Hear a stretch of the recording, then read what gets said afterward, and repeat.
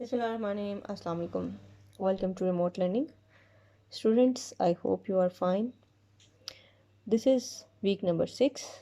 We are going to start with grade 5 social studies. We have completed our previous 2 chapters from geography section.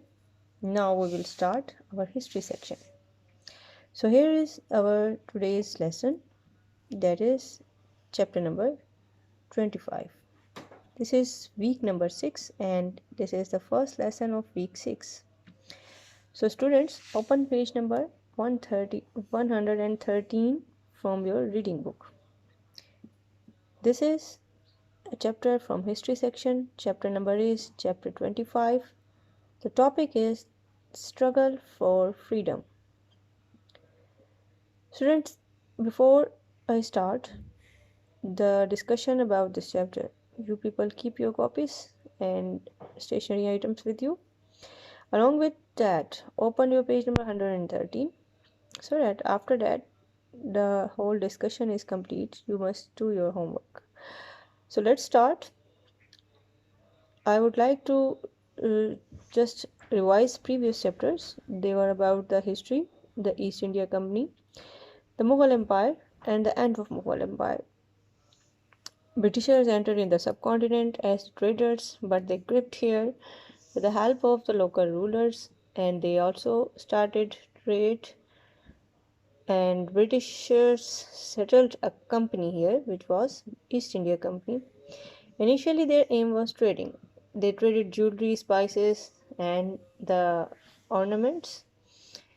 Then again some important event took place in the history of subcontinent when they tried to settle here, and for that purpose they made good relation with the local rulers, and with the passage of time they hold their grips, and ultimately the end of the Mughal era took place when there was a fight between the Britishers and a ruler of the subcontinent. That was in 1857, the War of Freedom. Now, with the passage of time, the people, both Hindus and Muslims, they were both agreeing to the point that the Britishers were ruling in their nature and they were unfair to both of the religions and their followers, like the Hindus and Muslims. So, with the passage of time, they realized the importance of their own independence, and this paved way towards the struggles for freedoms. So, our today's lesson is also the continuity of the previous lessons, and here we will discuss about two important personalities from the history. Initially, they were Hyder Ali and Tipu Sultan. Now, let's start with the reading of the chapter. After the collapse of the Mughal Empire, there was so much fighting in the subcontinent as the princes struggled for the power of the subcontinent. One of the most important of these was the Hyder Ali, the Muslim army commander in the Hindu state of Mysore, who in 1761 became the real ruler. With an old Raja confined in his palace, Hyder Ali was a wise, effective, and just ruler and a fine general. He loved by both Muslims and Hindus. So this was about the Hyder Ali, who was the father of Tipu Sultan. He was in good terms with the rulers, so that's why he was confined at palace. He hated the British, whom he saw as the rising power in the subcontinent, because they had promised to help against some Maratha, but then he had failed him.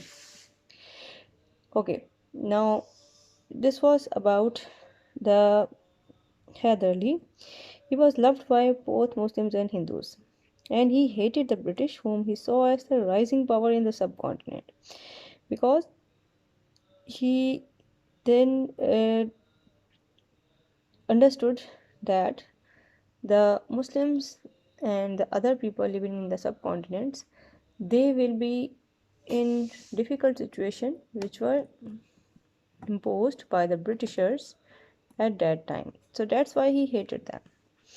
In the Second Mysore War in 1780 to 84, Hyder Ali invaded the British controlled Karnataka and defeated all the forces sent against him. So, this was the first step of Mr. Hyder Ali at that time, and he proved to be a very brave general as he defeated all the forces.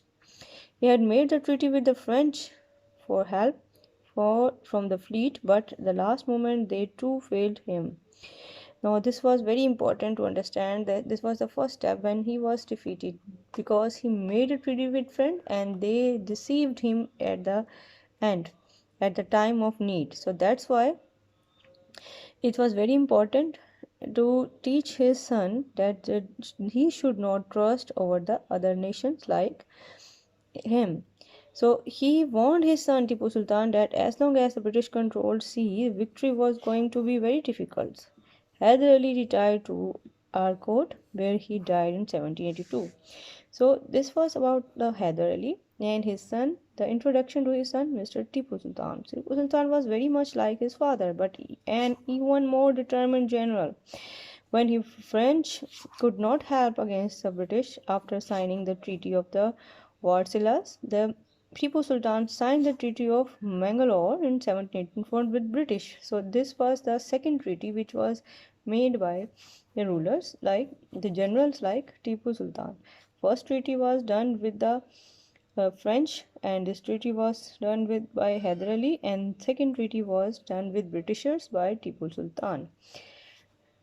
So, under which each side gave back land and prisoners. So, after the war, the treaty was to give back the prisoners and the land which was occupied. But the Tipu Sultan was a dedicated man, and his main aim of life was to free the subcontinent of the foreigners. So, this was very important. He made the treaty, but he was not forgetting his aim of relieving the subcontinent from the invasion of the other rulers like Britishers. He trained the new armies, even though that he knew the Marathas and Nizam of Hyderabad had joined the British in spite of the Treaty of the Mangalore signed by them. So this was important step that he was not going to be a follower of the foreigner invaders and but the other nations like Marathas and Nizams of Hyderabad, they joined and made a venture with Britishers. So the third Mysore war was successful on the one of the Tipu who defeated British until the last. They received very fresh supply of reinforcement and drove Tipu back into the fort of the Seringapatam. He was forced to sign the treaty, giving away half of the kingdom, some of the Nizam, and half of some of the East India Company.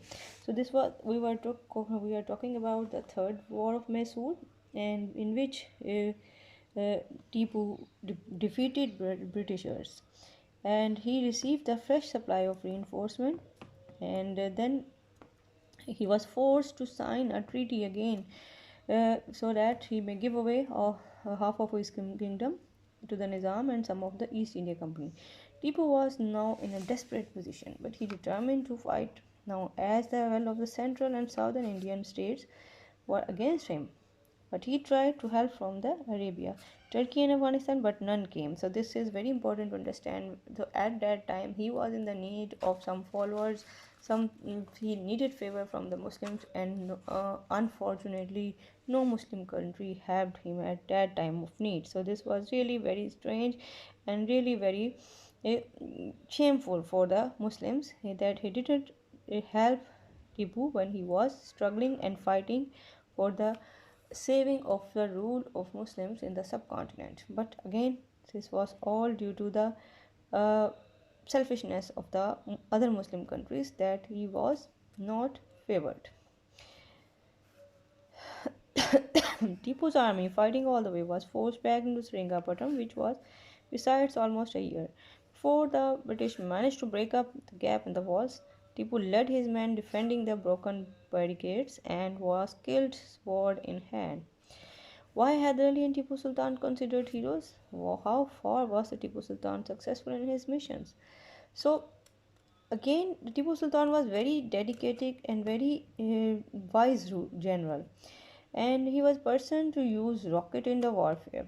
They were made of iron and bamboo poles attached with them, and there was about 5,000 rocketeers in the Tipu's army at Seringapatam, where they caused much harm to the British people. So at that time, I hope a situation will be in such a way that Tipu Sultan was instead of not favored by the Muslim country, but he had the aim of fighting. So at that time, it was very important for any person to rise up and fight again. So I think so. Both of them were heroes because they rose against the Britishers. They even fought against them. So we are going to talk about some more wars which took place in the history of subcontinents, and they were the Rohillas 1773-74, the Marathas 1775, 1803, 1804, 1817, and 1818, the Mysore Wars 1769, 1780, 1790, 1790, 92, and 98, 99. Gorkhas 1816, and 1814 to 16. The Sikhs 1845 to 46, 1848 to 49. Now, lastly, we will discuss about the wars which was done, which was fought as the War of Independence in 1857. Now, the main cause of the war was that the Britishers they used some greasy cartridges in weapons which were made up of animal fats. So this was the main and immediate reason for the War of Independence, and moreover there were more some other reasons. So students, we will discuss some more details about the War of Independence. I just introduced you with the War of Independence which was fought in 1857. Now this is time to start with some written work. So let's start with our today's written work that is related with what we have done up till now. So question is, what helped the Britishers to win the wars from 1773 to 1849? So the answer is the Britishers' military superiority was due to the Industrial Revolution, withdrawal of French and Dutch services, navies gave them total control of seas, industries enabled them to build new and better ships. The British had better fight powers. They took support of the local soldiers. Induction of the Gorkhas was another reason. And these all factors helped the Britishers military to win the wars from 1773 to 1849. So next is about another question. What were the different causes of the wars of independence? What was the different causes of the wars of independence in 1857? I told you earlier there was an immediate reason in which the greasing of the weapon was done with the animal fat, and secondly there was injustice and inequality by the British government which affected both Hindus and Muslims. So that's why the War of Independence started, and ultimately it resulted into the takeover of Britishers to the subcontinent. So students, we will discuss some more about this chapter, and don't forget to read your page number 13, 113 and 114, and do your work for today and submit it timely in the Google Classroom. See you soon inshallah. Thank you very much. Allah Hafiz.